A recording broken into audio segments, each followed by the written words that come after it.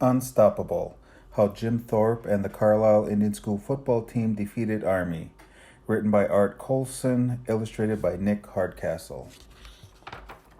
The morning sun shone brightly as it climbed in the sky. It warmed the grass in front of the Cayote Hall of the Haskell Institute campus. This day in mid-January 1900 was warmer than usual in Lawrence, Kansas. It would be a special day at the boarding school for American Indian students. Today, one of the best football teams in the country would visit Haskell. The Carlisle Indian Industrial School team had been riding on trains since Christmas, when it had beaten the best team in the West, the University of California. On a 3-week trip back to Pennsylvania, the Carlisle team stopped at several American Indian boarding schools. Today was Haskell's turn. All the Haskell boys gathered in their uniforms for a dress parade. The girls wore their best dresses and stood huddled together. The crowd buzzed with excitement. The Haskell students came from many different tribes. They spoke dozens of different languages, but they were united in their love for the new sport of football. One short, skinny 12-year-old with dark, wavy hair stood by himself. He tossed a battered homemade football in the air and caught it. He squinted into the sun as he watched the Carlisle players stride across the lawn to the dining hall. He dreamed of one day playing alongside them. The boy, whose mother called him Wathohuk Bright Path in his native Sauk language, also had another name. He was called Jim Thorpe. In just 12 years, Jim's dream would come true. His great-great-grandson of the Sauk warrior Black Hawk would lead the Carlisle football team to one of the greatest victories in sports history. Jim Thorpe loved to hunt and fish and to ride horses near his home in Indian Territory in what is now Oklahoma. He spent long afternoons running and chasing his dog along the banks of the Canadian River. But Jim didn't much care for school. He ran away often. He even ran away from Haskell several times. Jim's father, Hiram, finally decided to send him to Carlisle Industrial School when Jim was 16. Maybe there, more than 1,000 miles from home, Jim would settle down and learn a trade. Carlisle had been created by the military in 1879 to educate the children of American Indians. The American government took Native children from their homes and sent them to boarding schools far away. The children were forced to march and to learn trades like baking or blacksmithing. The school cut the children's hair and burned their traditional clothes. Teachers would not allow them to speak their language or to practice their religion, often beating the students for doing so. Like many boys at Carlisle, Jim worked on a nearby farm to earn extra money during the school year.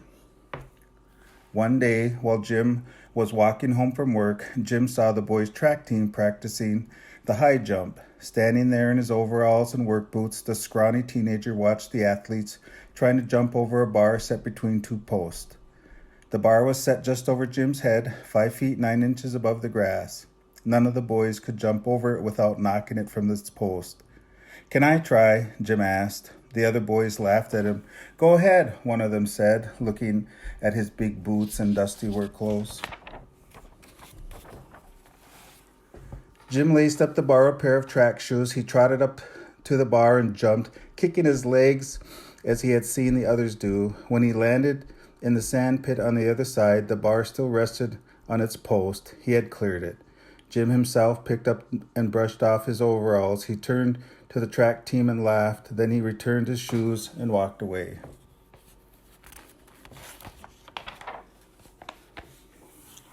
Glenn Warner. Later, another boy came to Jim's room. He told him that Glenn Pop Warner, coach of the Carlisle track and football team, wanted to see him. Jim slowly walked into Coach Warner's office. Looking down at his feet, Jim asked, "Have I done anything wrong?" "Son, you've only broken a school record in the high jump," Coach Warner said. "That's all." Pop Warner handed Jim a uniform. "I'll see you at practice tomorrow."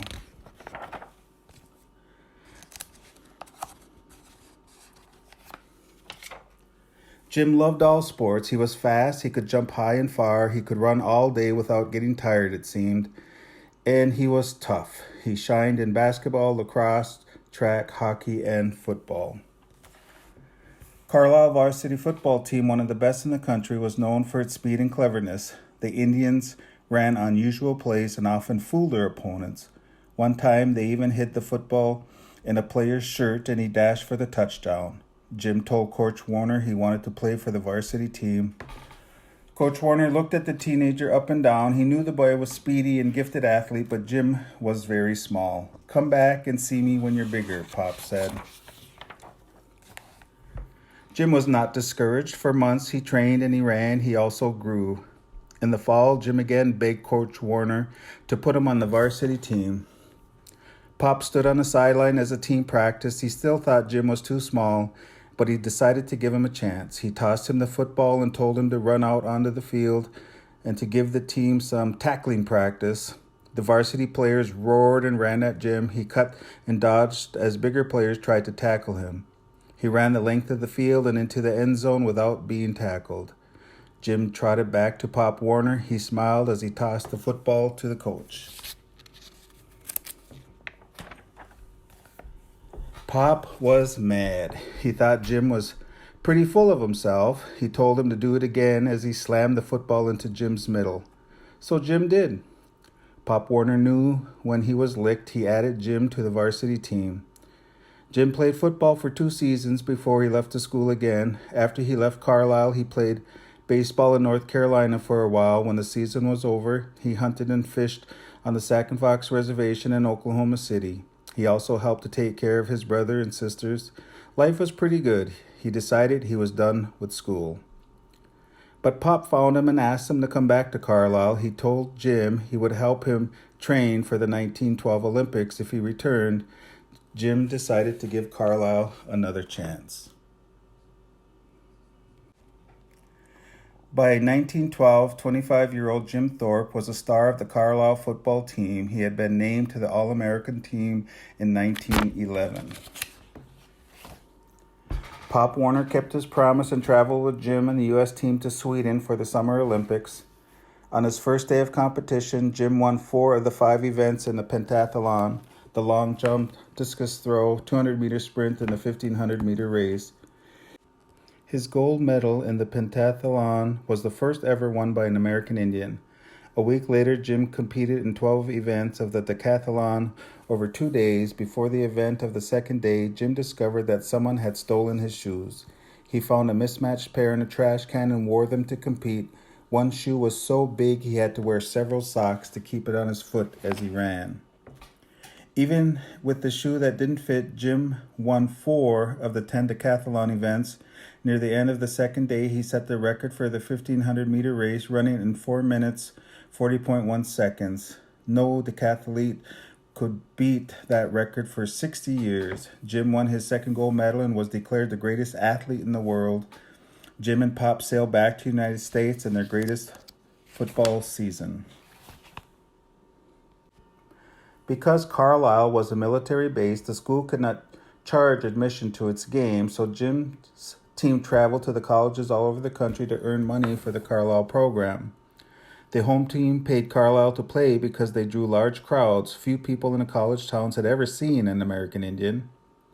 In 1912, the Indians could play the best teams in the country. Their biggest challenge would come from the United States Military Academy at West Point, where future Army officers trained. 2 teams had played only once before, back in 1905. Sports writers described the 1912 game as a rematch between the Army and the Indians, who had fought on the battlefield just 20 years before. Carlisle came into the game undefeated with the best offense in the nation, averaging nearly 40 points a game. The West Point Cadets had the best defense and had lost just 1 of the 4 games last season. Most people expected bigger, stronger, better equipped Army team to handle Carlisle easily. Many sports writers thought Army had beaten tougher teams and would prove too much for Jim and his teammates. But Carlisle was playing a new kind of football. The small, quick team did not rely on strength. The players used their speed and their brains to win. They invented plays like end runs and reverses that had never been tried before. Carlisle was one of the first teams to throw a forward pass. And Carlisle and Jim Thorpe, the greatest athlete in the world, as its captain. Thousands of excited fans sat in the stands in the cold gray late afternoon at West Point. A stiff wind blew out of the northwest as the Carlisle players and their coaches trudged to the visitors' locker room. As they laced up their shoes and held their stiff leather helmets in their laps, the Indian men turned their eyes to Pop Warner. The coach walked between the hard wooden benches. He was not much for speeches, but today Pop was excited. "Your fathers and your grandfathers are the ones who fought their fathers," he said, gesturing toward the field. "These men playing against you today are soldiers. They are the Long Knives. You are Indians. Tonight, we will know if you are the warriors." It's true that the Army team was made up of future military leaders. In Army's backfield were 4 future generals, including Dwight Eisenhower. 40 years later, Eisenhower would be elected the President of the United States.